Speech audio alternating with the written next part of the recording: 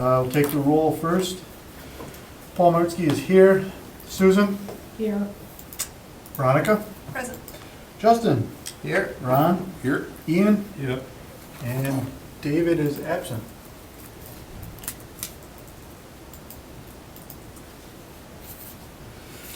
Okay, first item on the agenda tonight is the approval for tonight's agenda.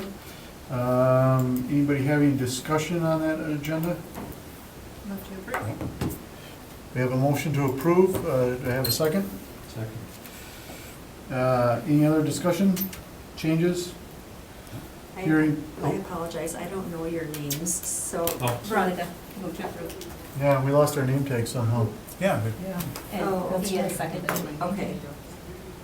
Okay, we'll give you the If you names as wouldn't we're mind going. Yep, repeating the names for today. we'll do that, that's fine. Thank you. Okay, so we had a motion to approve the agenda and a second. I don't think there was any other discussion. All in favor? Aye. Aye. Any nays? And so the motion is approved. Next item on the agenda is the approval of the minutes from the December 10th, 2018 meeting. Do I have a motion to approve? Motion to approve. And- Second. So, a motion Susan. by Susan, seconded by Veronica. Any discussion on the minutes from December 10th, 2018?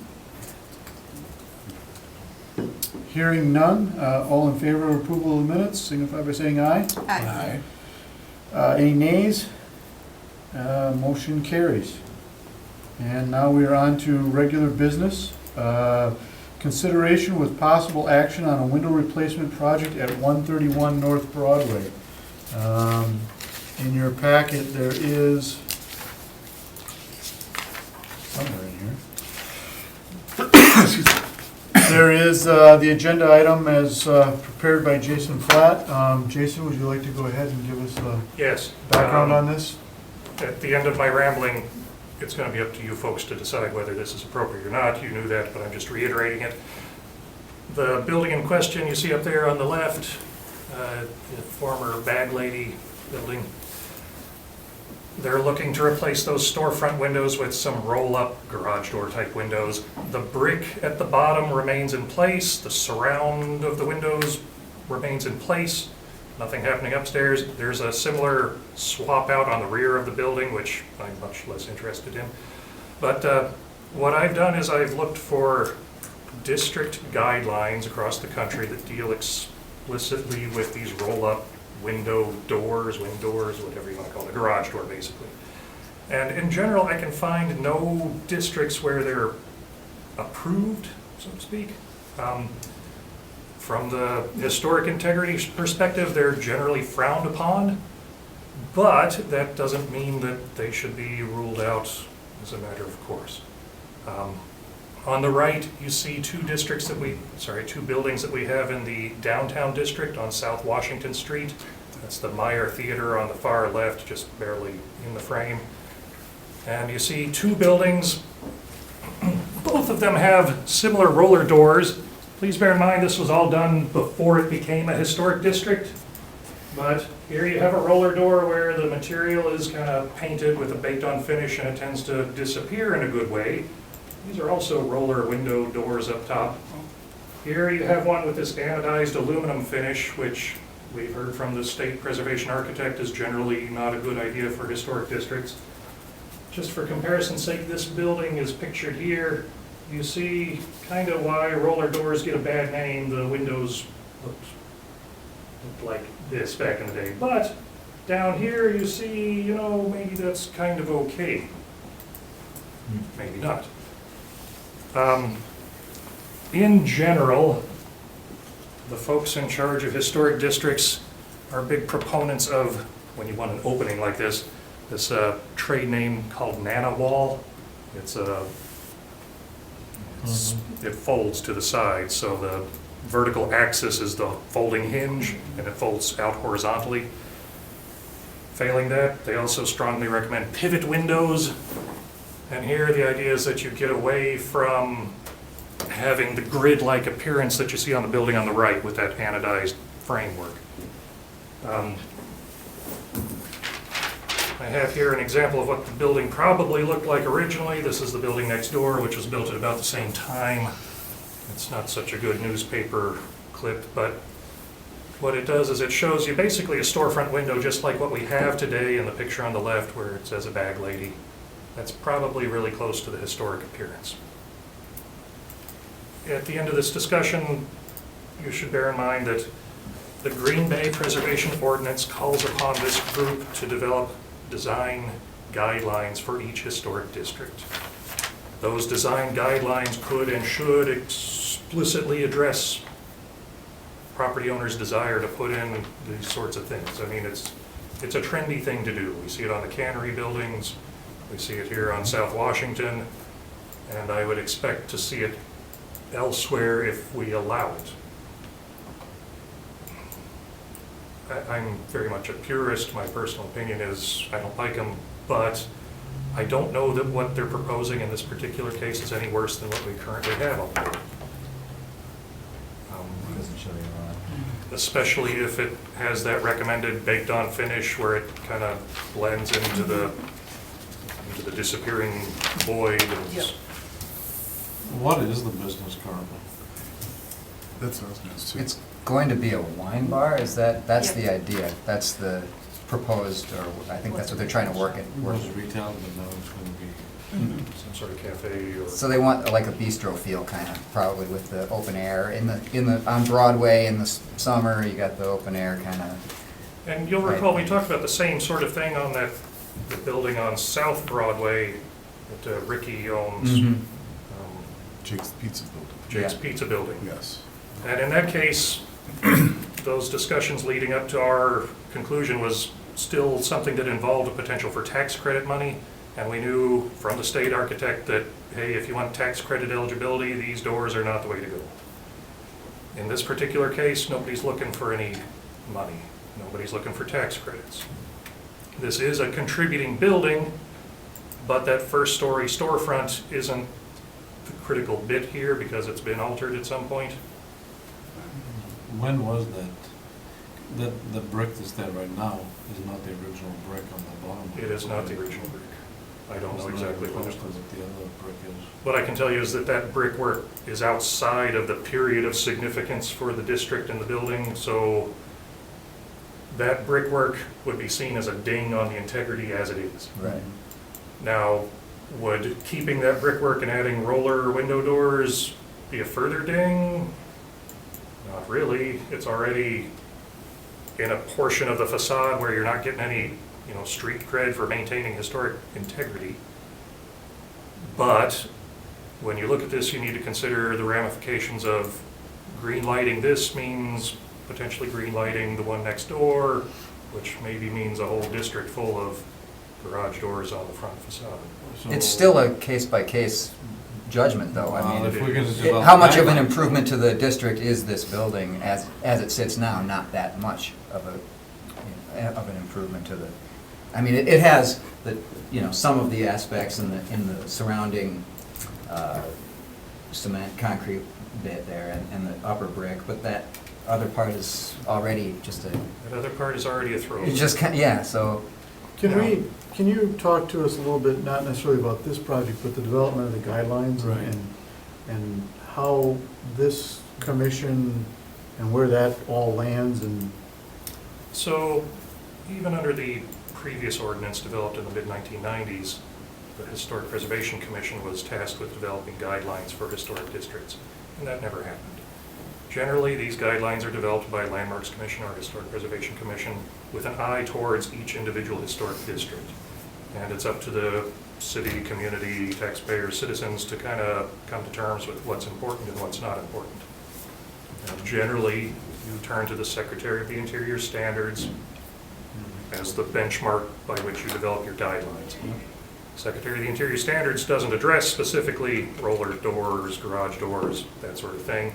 It does talk about, as noted in that staff report, avoiding introducing all these extra buttons to create a gridwork where there wasn't a gridwork in windows before. But well, I guess specifically though, at what point are we supposed to be sitting down and putting these guidelines together, and is that something that staff introduces first, and then we work in conjunction with staff, or what is our responsibility on this commission to get those guidelines in place? That's an excellent question. I don't really have an answer. However the commission would like to proceed, we can accommodate.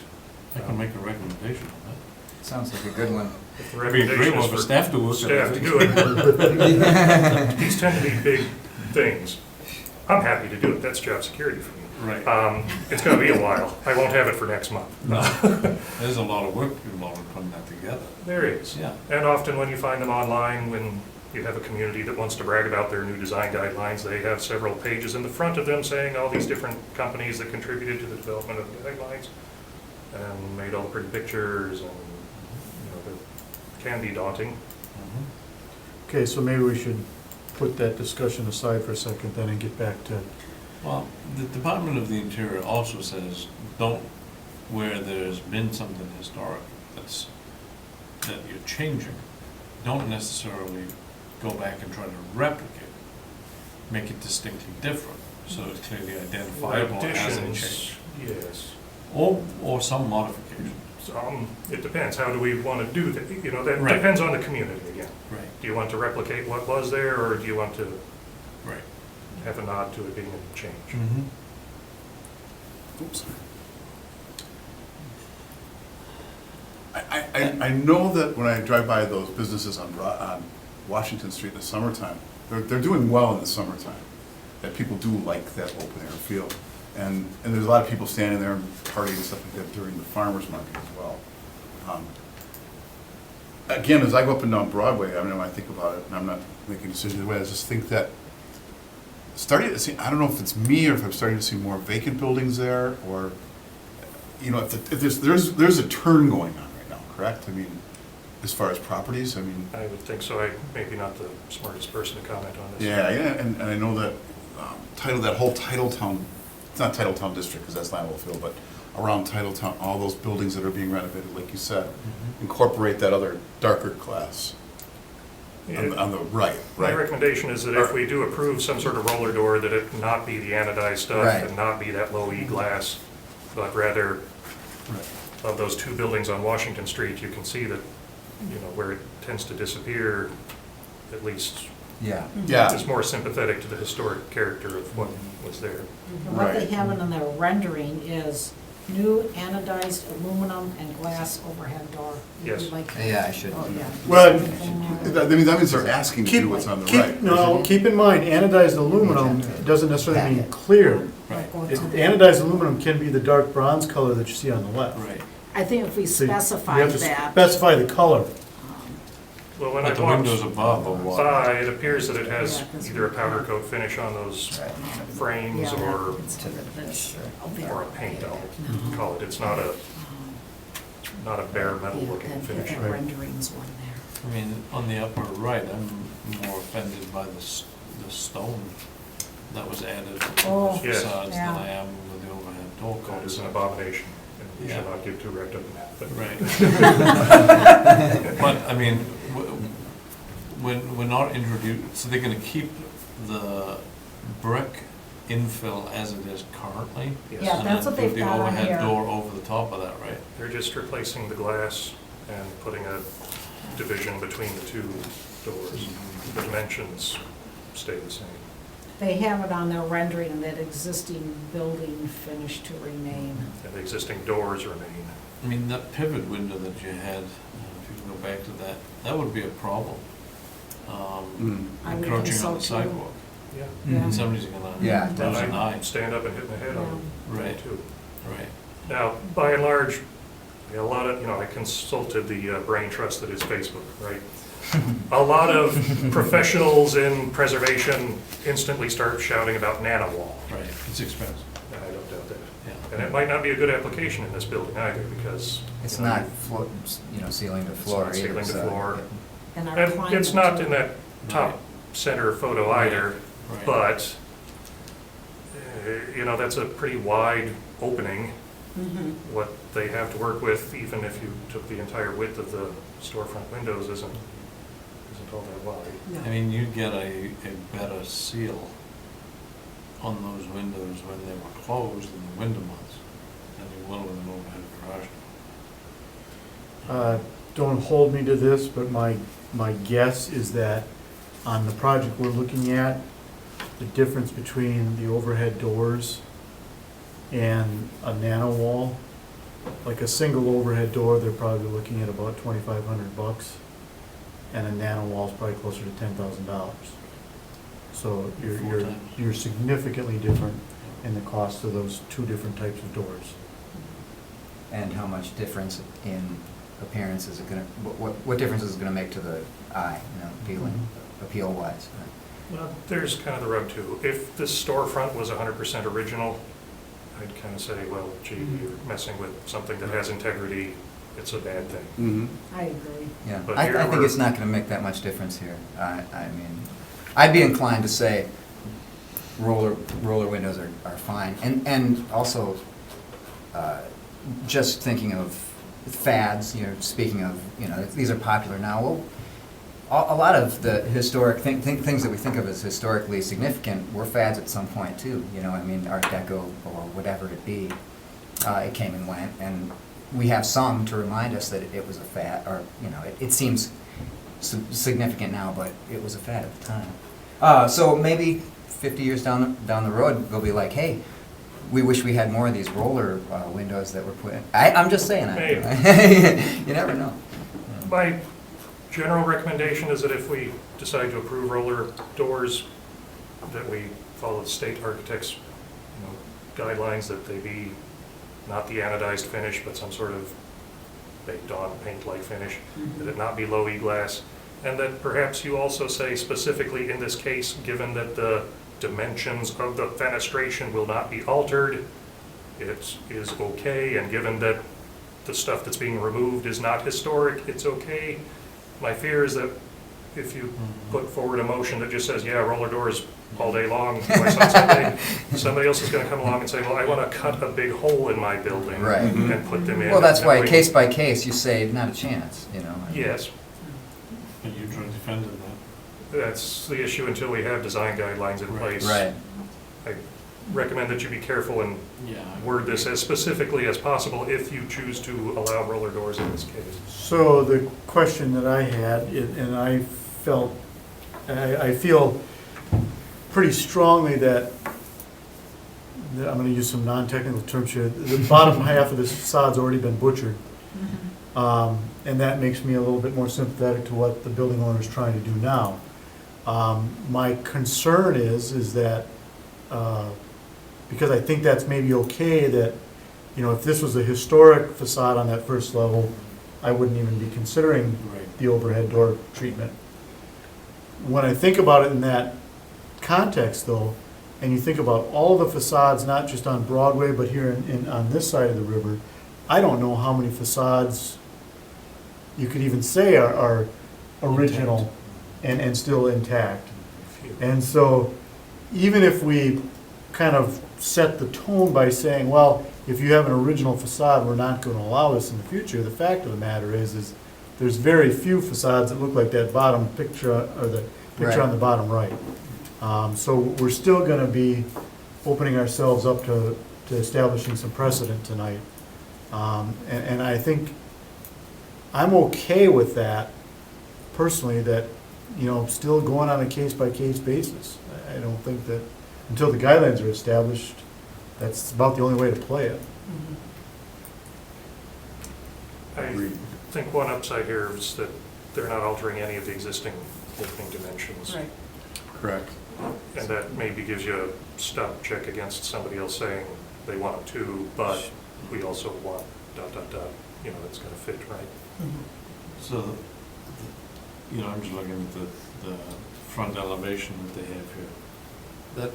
That center mullion between the two verticals, That'd be much wider. much wider. Yes. But the overall opening, if you will, Right. the low bearing stuff, But that changes visually the proportion of that as a complete opening. it does. And historically, that would have read to an observer as a large Single opening. single opening. Right. Which it does essentially now, but it won't when, It won't, right. depending on how well you can make the center support disappear with Right. color and Well, Do you have that elevation up on here or no? I don't. the way that, one other way to play that is it's potentially not two doors, it's a single door.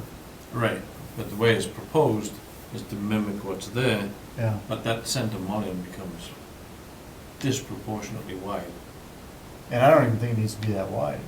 I would doubt it needs to be that wide. You know, because you've got two running tracks at the side, that's it. I don't know But- if these are off-the-shelf doors or what's driving the dimensional choice. Are both doors, or is one door going upstairs and one door is going into the facility? Yes, Yes. that's correct. Okay. I'm trying to spot that here, let's see. I'm sure it is. There's a staircase behind that Right. door that you see very clearly head-on, Yeah. and to the left is the downstairs storefront entry door. But then the storefront that remains between that door and the corner where it turns in remains as is. That's what I read in the plans. That's what I read too. So it's literally that between the two A's in the signage above. And then it's that piece of glass, those two pieces of glass, not anything else. Mhm. And again, as you pointed out, the plans submitted specifically call for an anodized finish, which, again, you do as you please, but you vote no on that. Well, do the guidelines say it shouldn't be an anodized finish if it's a new intervention in the facade? Or only if we were trying to replicate the type of original that it should not be? Because the last one that we did last month was much, well, not quite a month, was much more akin to what it was originally. Yes. And if they're gonna be akin to what they were originally, then they should be a not anodized but a painted finish. Yes. Where it's different, does that same criteria hold true? Well, again, I think that's up to you, but from a holistic perspective, you've got a historic district, so anything that better maintains or is a better facsimile of the historic character of the district would be preferred. And when I look at the South Washington Street photo, you know, I see the industrial chic nature of the building on the right with the stone. Yeah, no, I what's don't- going on there. The one on the left, But that could be anodized as well. That's why I'm asking. One on the left is dark bronze anodized, the one on the right's clear anodized. I really thought when I looked at it, it had a painted finish. You could replicate either of those in an anodized finish. To go to a painted finish is more expensive than an anodized finish. So I'm just saying that. Well, in this case, I would refer back to the state's preservation architect who Mhm. specifically, of all the things he could pick on, picked on that. Right. And, Was that Mark? Mark? yes, it might be.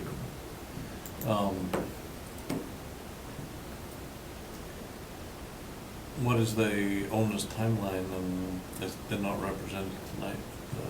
Yes, I don't know why they chose not to. Can we table it? The, It's generally incumbent upon the property to have the property owner to have a representative Right. at these meetings. the head on that opening in that historic photo looks like there's a different, This is the building, so we see a bag lady there. yeah. This address is for the one to the left of that. Oh, They okay, were that built- isn't, okay. it's They're not built at the same time, All right. generally to the same style, but yeah, there's gonna be some small variations. Okay. What I see here is a big window above some Okay. pony wall type thing, and something up above.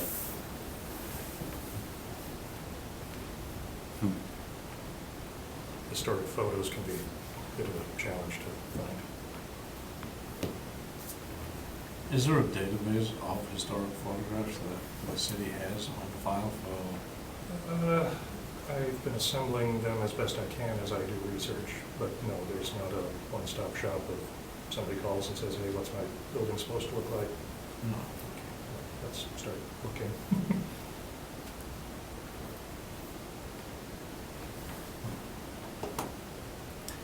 What about, we can get onto that So yes, you certainly could table this. You could request that the owner send a representative. You can accommodate these things by having a special meeting perhaps if your schedules work, or you wait till next month. Power is yours. Did they state any kind of timeline with their application, or don't we know that? I haven't seen. Okay.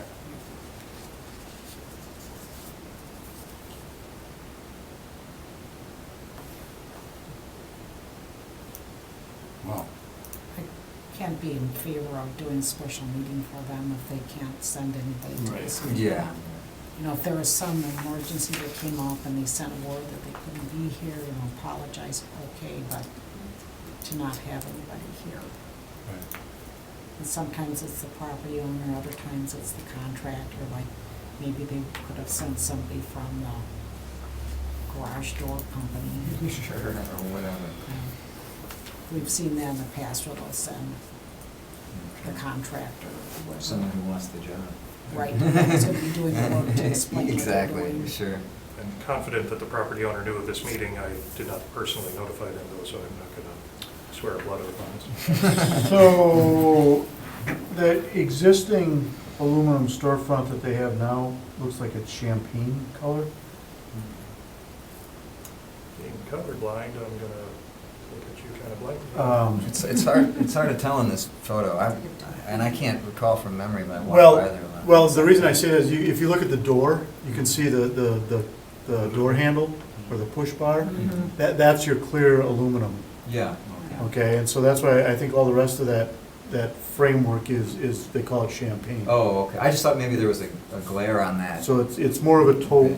kind of colored aluminum finish. Okay. The question I would have is I liked the idea of how if the overhead door has the dark brown framing, the members disappear. You know, if you look at the building on the left, Mhm. it reads as just an opening, and the building on the right with the clear aluminum framing, Right. it shows as a garage door. Right.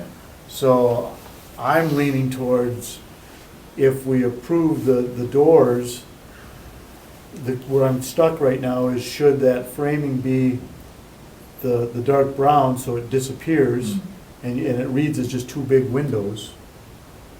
Or do we tell the owner that it should match the existing aluminum that they have? It's an aesthetic call. I'm just not sure which way to go with it. If we were to deny it, what's their course then? I mean, we say, They could- you can't change it to, this plan is not acceptable. What do they resubmit something else? Or They what can do resubmit, they can work with you or me or whomever towards something. If ultimately they want to stick to what they proposed and have no leeway in that, they can appeal your decision to the common council. Hmm. If we were to vote tonight, I'd be okay with allowing them to have the wind doors because of that brick on the bottom having already been changed, and they're not looking to increase the size of that opening. I would be more inclined to have them change it to that darker finish so that it looks like two big window openings rather than that Yeah. I would taupe agree. champagne Yeah. color. And I agree with that.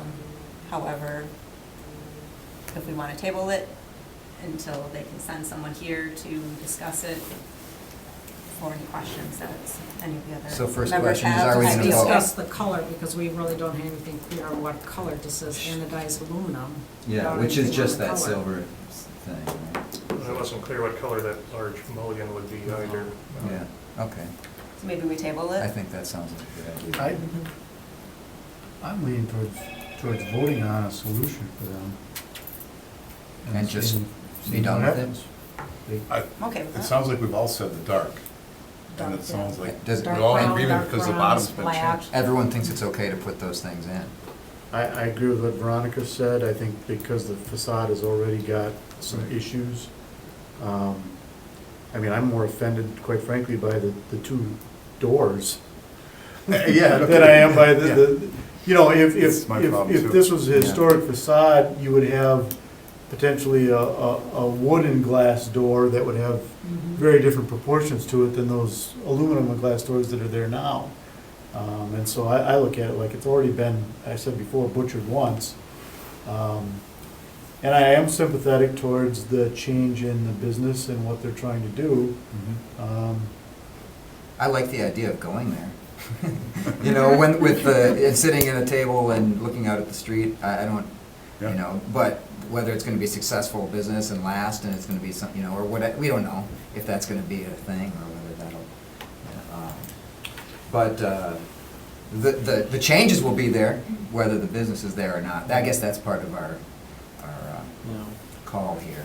is- I just pulled up the Google Street View of those two facades on the upper right. Same two guys standing there. Yep, same image. This one you can see maybe a little clearer that the horizontals in this example are significantly larger than the one on the left. I mean, it's hard to tell from the details submitted what you have. You have a streamlined, you know, 1.5 inches versus a 3 or 4 inch. I think that makes a huge difference as to how that is reading on that. So we wanna get specifics. You I think they should provide cut sheets of these if Sure. they're gonna utilize them. I think if we're gonna develop a guideline, We should the probably. guideline should indicate that they should submit a cut sheet. They're of already them. required to submit that sort of information as to why they did not, you know. I don't know if Maybe they we haven't deny developed it based on insufficient information as requested And then at the outset. If they're not gonna, if we're gonna start reviewing and approving things based on what is submitted in lieu of what we request to be submitted, we're gonna be fighting ourselves forever and a day, not having all the information that we need to make great decisions. Well thought out. Yeah. Or we could simply, in the recommendation, say that the mullions should not exceed more than 2 inches in width. They're not recommendations at this point, Right. so Right. what you say is. But- Right, but I'm, But we need to come up, you would be charged with creating that. But in the Eventually.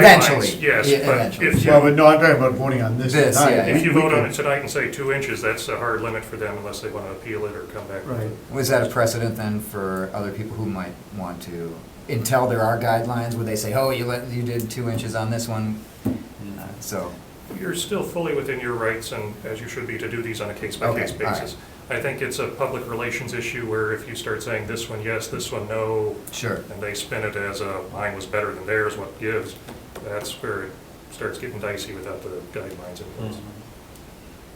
I'm feeling like maybe a little more time, or, you know, like you're saying, have more information, you know. Either deny it and get more info. I guess, what do we specifically, what do we request? Well, what is it mandated that, not mandated, but is it outlined clearly for the submitter, what is to be submitted for this to be reviewed? Or is it still kind of wishy-washy as to what needs to be? I don't have that information from you. I thought it was pretty clear. But, you know, generally, that's why somebody's in attendance to Right. answer questions, because who can anticipate exactly where the discussion will go. Well, I just realized too that on their renderings, they've got two different exterior building elevations. One is there's a the rear. front and one is the rear. Is the rear? Okay, thank you. And, you know, the rear, it's the same story, one large door, but given that it's at the rear, Yeah. you know, I don't so much care. My gut feeling is to say, like you start out, is in a sense, not you said it, but it was an option, was that, in a sense, to allow it, but what bothers me about saying that is those doors. It creates such a mess with, it's an unfinished project if we say yes to the windows without the whole front being dealt with. I guess that's, You want it to be uniform, kind of. Even if it's the same color, for heaven's sakes, you know, I mean, just, Right. you know. Well, that's a good point, too. I mean, if the existing doors are there and we call for a dark brown blanked out kind of look in one spot, They but should- it's still they should at brushed least aluminum change the looking glass. glass. If we table it, what does that mean exactly? I should know this, but does that just mean it comes up again at the next Next thing, meeting, essentially? time of the year. And will they be notified? Is there, and then they can make a presence? So maybe I think that's the best, probably the best course of action, personally, I guess. We're none of us are really locked in on this right now. So without maybe a little further discussion I and some would input from the, Speculate that they're not looking to do this in the middle of winter. yeah, If that right. makes you feel a little bit better, like February probably was not the contractor's goal here. Right, Right. right, sure. You know, and also what's on the right-hand side of the right door? I mean, huh? Oh, I thought you said. Oh, are you talking about the building or? Yeah, the building, I mean, what's on the right-hand side of the right door? So, think- I mean, is that glass as well? The next thing over is. I think that's the Kavarna No, building. I don't think so. I think it's Gather, maybe? Yes. Oh, that's right, it's Gather on Gather. Broadway. What I'm saying, is there a third door? No, Oh. no. That would be No, the there's- wall. Oh, no, it's just a wall. It's just, And is it this Cement. brick or is it this brick? I think it's probably cement. Oh, it's just cement? Okay. Yeah, that's what. Because those are support beams, right? The facade? So This this is actual is The support. cannery. Cannery. Not I don't know if that is or historic. not, actually. Yeah, I'm not sure. They didn't go That- out. that- I would be willing to bet that Yeah. beam going across Sure. and those Yeah. posts Why? are support. Post and lintel. Just they look fractured and. They wanted to do what they wanted to do and didn't want to play by anybody's rules. That could be. But these, so this is down at the cannery. Mhm. I mean, you can see, this is more that low profile piece as well. It's more akin to the one on the left than the one on the right in the upper right hand photo. Mhm. Clear glass, dark frames. It's pretty unobtrusive. Does the existing sill and everything then stay? I didn't look at the details full on They the, said does the it sill stay or the stays. whole thing from the brick up gets taken out? They're essentially redoing a new sill and new jams, and they're wrapping the sill, jams, and head Mhm. in the same aluminum color that you see. Okay. So, again, the way I was looking at it is that I was okay with that, because that would maintain the continuity of all the aluminum on the front, and just have the doors as the dark, so that it would read as a piece of glass, Mhm. as opposed to a garage door. And I really had not considered what finishes on the existing doors that would still be there. Yeah, that's all gonna stay.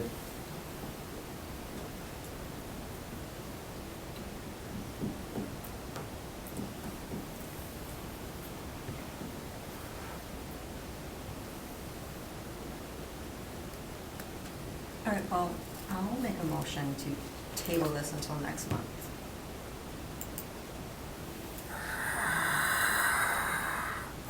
I'll second. The crowd goes wild. Justin? Any other discussion on this project? Okay. I'm not, I was gonna say, I'm not opposed to next month, as long as they have a representative here, otherwise it Right. just gets pushed right out.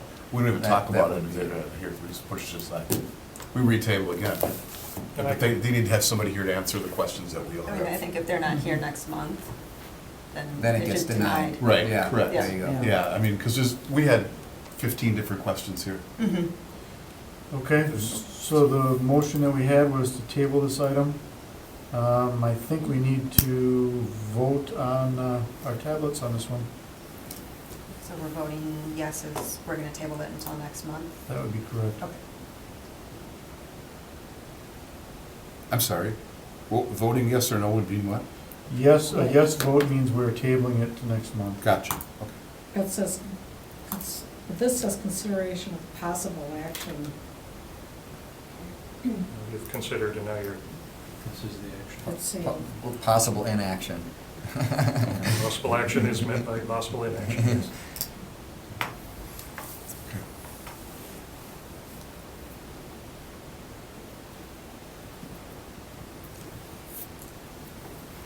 Susan didn't register yet? Okay. That passed unanimously. All right.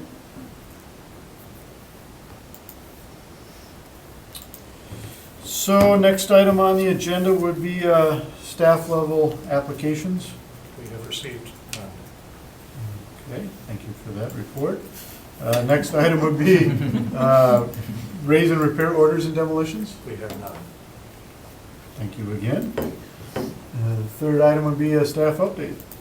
I have none. Oh, could I make a comment? So I guess I would like to then bring up the question of Design guidelines? design guidelines and how we want to proceed and where we want to go with that. Sorry, Susan had a question, I don't know if it was. Oh, one thing we should have on our agenda for next month is the Historic Preservation Awards that we didn't do last year, so we should think about nominations for that. And if we want to do that in May, Is that part of the deal with this? I mean, we absorbed that when historic preservation terminated and this started up? Or is that open for? Under the old ordinance and the current ordinance, one of your charges, if you will, is to spread the gospel of preservation, to be a proponent of preservation education and that sort of thing. Okay. I think that the awards were one of those tools Yeah. to keep it in the forefront of people's minds. It's nothing that says you gotta do it, but Yeah, it would be a way to you do it. could do it. Yeah, right, so I think No, if we that's wanted good. to do it this year, we need to start right. talking about that and Right. get our list of nominees. Agreed. Criteria, applications, all of that stuff Yeah, need to right. be probably. We have the other different categories, have their You still, categories transfer? sure. Or you Why could not? adopt your own, I mean, Well, so is that something that for the next meeting as an agenda item, we should probably review the Mhm. past process Yes, and decide if there has to be any changes made I would think so. to I the think that would be- process, so on and so forth? If that could be brought forward by staff, yes, As an staff will provide that as a part of the update. that would be a good.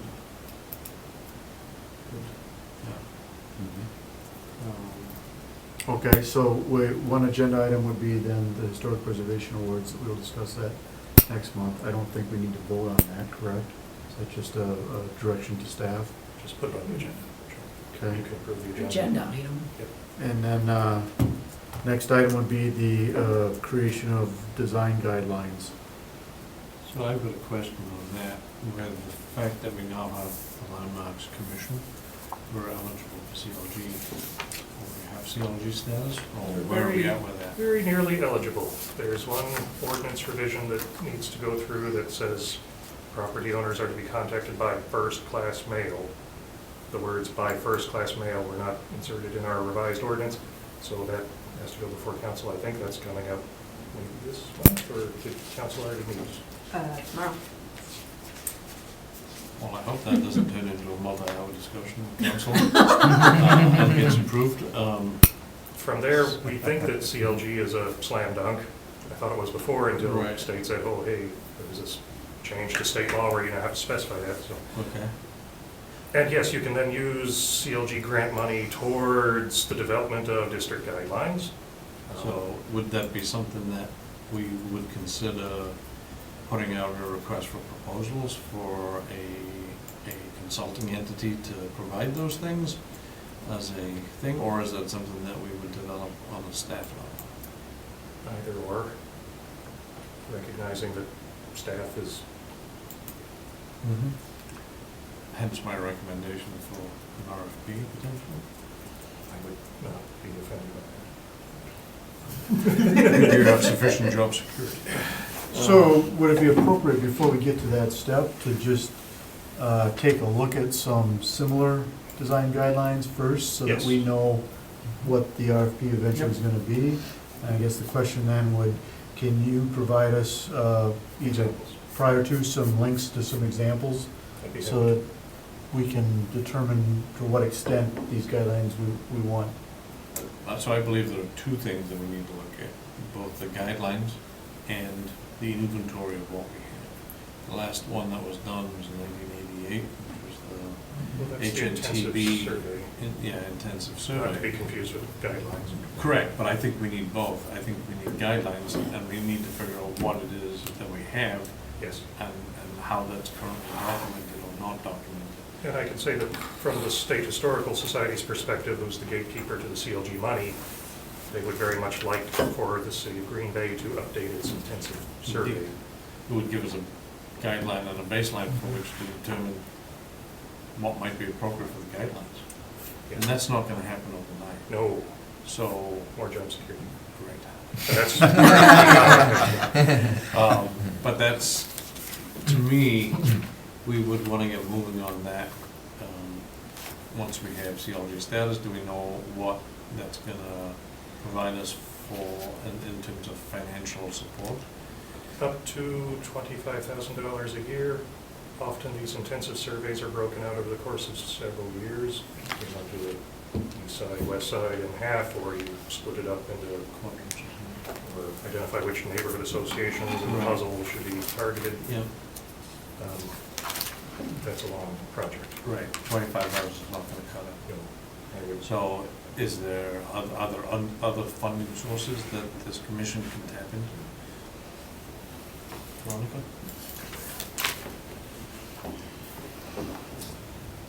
Maybe, I think that's the answer. Honestly. I mean, if the commission, I was on the Historic Preservation Commission for 10 years.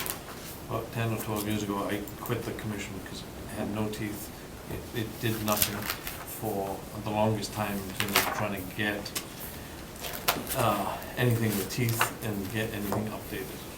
I agreed to come back on this if we had resources to actually do something. So, if we need to make a recommendation to council, or we need to make a recommendation to economic development, or whoever the authority having jurisdiction here is, I think we need to be prepared to do that. It was done in '88. It doesn't seem to me if they spend $100,000 now, 30 years later, that would be a huge expense annually. It's a $3,000 expense annually between the time, so. My opinion on the economic development team is that they would look favorably upon trying I to would think so. find funding for this, Right. recognizing that it then leads to investment in Yeah. properties. So, I think that's something we should be thinking about, and after I was here, on how we would want to go about doing that, how much funding they might need, where the funding might come from, all of those types of kind of infrastructure pieces to, I think if you can provide us a kind of roadmap or a list of things that we could do to help get that action, Yes. that would be valuable. The new intensive survey, district guidelines, these are all long-term goals that Yes. the group needs to be focused on. Right. Okay, so I heard that for the next meeting, in addition to other regular business that will come up, we'd like to discuss the future of the Historic Preservation Award format and review what was done in the past and see how we would change that going forward. And that staff will present to us some possible examples for guidelines on a go-forward basis. And the third item would be that we will discuss opportunities to fund a new intensive survey using either the grant money from federal government as a part of this Landmarks Commission and also other funding sources via the city of Green Bay. That's a good weekend. Um, All right, I just want to throw out there too, we have, I think, 5 historic districts. Each one should have its own guidelines. We might consider which ones we view as more of a priority. okay. Broadway has its own design guidelines. There's Right. the On-Broadway group, Right. which exercises some jurisdiction in these matters. Right. That was going to be my question, how much jurisdiction do they actually have? I don't know that they have the weight of local ordinance behind them, Right. but certainly we should coordinate Yes. with them. Right. Yeah. Okay. Okay, date of the next meeting is Monday, February 11th, 2019. Unless there's any other business anybody has, I would look for a motion to adjourn. I'll make a motion to adjourn. I'll second it. Motion by Ian, seconded by Ron. All in favor? Aye. And motion carries. Thank you, everybody. Wow. That does look intensive. Labor intensive, even carrying it up here.